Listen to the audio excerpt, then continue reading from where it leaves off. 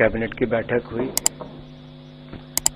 और उसमें एक बार फिर किसान हितैषी सरकार ने निर्णय लिया है कि अंतर्राष्ट्रीय बाजार में बढ़ती हुई फर्टिलाइजर की कीमतों का प्रभाव हम भारत के किसानों पर नहीं पड़ने देंगे।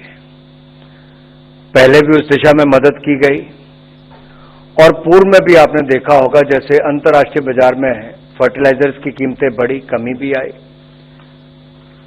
ना हमने खाद और यूरिया की कमी आने दी और ना उनके दामों में बढ़ोतरी होने दी। आज का निर्णय भी एनबीएस पॉलिसी के अंतर्गत जो न्यूट्रिएंट बेस्ड सब्सिडी रेट्स हमारे फॉस्फेटिक और पोटैशिक फर्टिलाइजर्स के लिए है, वो रबी के सीजन के लिए ये 1 अक्टूबर 2023 से 31 मार्च 2024 तक रहेंगे। आगामी रबी सीजन जो हमारा 2023-24 का है, उसके लिए नाइट्रोजन के लिए 47.2 रुपये प्रति किलो, फॉस्फोरस के लिए 20.82 रुपये प्रति किलो और पोटाश के लिए 2.38 रुपये प्रति किलो और सल्फर के लिए 1.99 रुपये प्रति किलो 1.89 रुपीज प्रति किलो सब्सिडी प्रदान की जाएगी। और इसके लिए एनबीएस पर कुल 22,303 करोड़ रुपए का व्यय अनुमानित है। वर्ष 2021 से ही केंद्र सरकार द्वारा सब्सिडी की दरों को इस प्रकार से बढ़ाकर निर्धारित की जाती है ताकि अंतर्राष्ट्रीय बाजार में बढ़ती हुई जो कीमतें हैं उसका प्रभाव हमारे किसानों पर ना पड़े। और इस बार भी किसानों को खाद रियायती दाम पर मिलती रहेगी। आगामी रबी सीजन जो हमारा आ रहा है 2023-24 का, जो 1 अक्टूबर से मैंने कहा, इसमें डीएपी पर 45 रुपये प्रति टन की अतिरिक्त सब्सिडी दी जाएगी। इन दरों से किसानों को डीएपी जो है वो 1350 रुपये प्रति बैग 1350 रुपये प्रति बैग ये पुराने रेट पर ही उपलब्ध करवाया जाएगा। इसी प्रकार एनपीके 1470 रुपये प्रति बैग और एसएसपी 500 रुपये प्रति बैग के पुराने रेट पर ही उपलब्ध करवाए जाएंगे। इनमें कोई बढ़ोतरी नहीं होगी, किसानों को 1 रुपया भी ज्यादा नहीं देना पड़ेगा।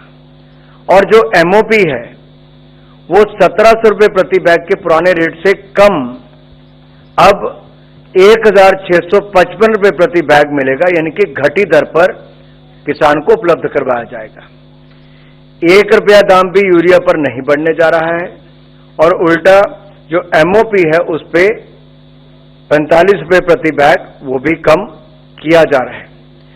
ये जो एसएसपी हमारा सिंगल सुपर फॉस्फेट जो कि देश में उत्पादित होता है, इस पर भी फ्रेट सब्सिडी जो है वो जारी रखी जाएगी। तो आज मैं कह सकता हूं एक बार फिर, नरेंद्र मोदी जी के नेतृत्व में भारत की सरकार ने किसान के हित में फिर निर्णय लिए हैं ताकि उनकी लागत ना बढ़े, यूरिया महंगा ना हो और उनकी पैदावार भी बढ़े, उस दिशा में कदम उठाए गए।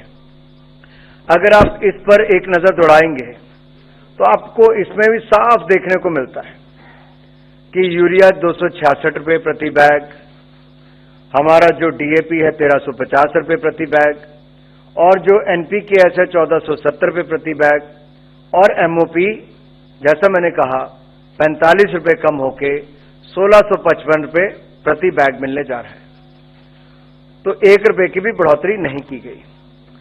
अब ऐसे दूसरा निर्णय भी किसानों के लिए ही है और ये उत्तर प्रदेश और उत्तराखंड इससे जुड़ा हुआ है। जामरानी डैम जो हमारा मल्टीपर्पज प्रोजेक्ट है, ये उत्तराखंड में प्रधानमंत्री कृषि सिंचाई योजना के साथ जोड़कर इसको देखा जाए तो ये सिंचाई योजनाओं को इससे बढ़ोतरी मिलेगी और सीसीए ने आज इसको पीएमकेएसवाई प्रधानमंत्री कृषि सिंचाई योजना के एक्सिलरेटेड इरिगेशन बेनिफिट प्रोग्राम के अंतर्गत सम्मिलित करने का निर्णय किया है। इसका सबसे बड़ा लाभ होगा कि कृषि योग्य भूमि जो है उसको सिंचाई योजना से जोड़ने का एक बहुत बड़ा बल मिलने वाला है, और सुनिश्चित ये भी करेंगे कि सिंचाई योजना के माध्यम से हमारी लगभग 57,065 हेक्टेयर भूमि